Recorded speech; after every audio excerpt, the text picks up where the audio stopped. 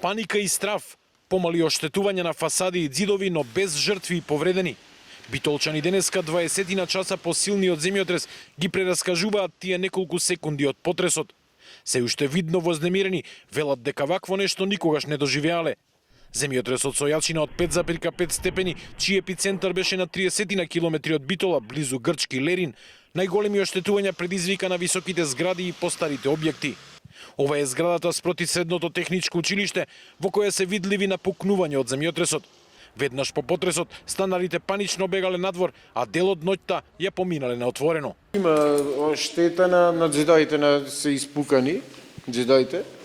И беше многу беше. Наеднаш мана така удар се осете и голем, она беше лошо многу беше. Паника се фате, едноставно паника се створи. Страшно, најстрашно. Никогаш да не се повтори во животот. Иначе не знам што да ти кажам, тоа нема описливо нешто за да се каже како, исто како вода на бран. Скоро на секоја влезна врата има штети, малтар испаднат, скршени телевизори негде има по како што разговаравме сношти со комшите овдека. Каде ја поминавте ноќта или дел од ноќта?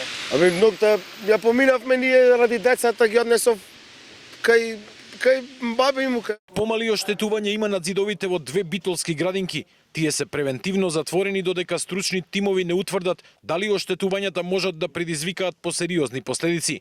За ова, но и за останатите штети денеска заседаваше кризниот штаб на општината.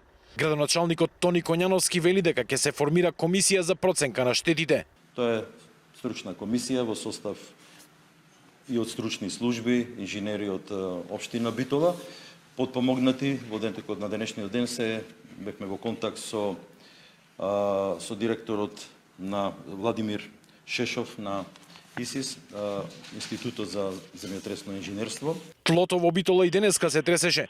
Преку 30 нови потреси, така наречени афтершокови, се случија во текот на ноќта и денот. Експертите велат дека тоа е очекувано, но дека нема простор за паника. Веројатно во наредниот период има исто така честа серија на постземјотресни ефекти. Меѓутоа, тие ќе се со послаб интензитет и не очекуваме дека нешто посилно од 4 магнитуда би можело повторно да се појави. Овој земјотрес ги потсети битолчани на силниот потрес кој се случи во 1994 година, кој како и сега предизвика мали оштетувања, но голем страф и паника.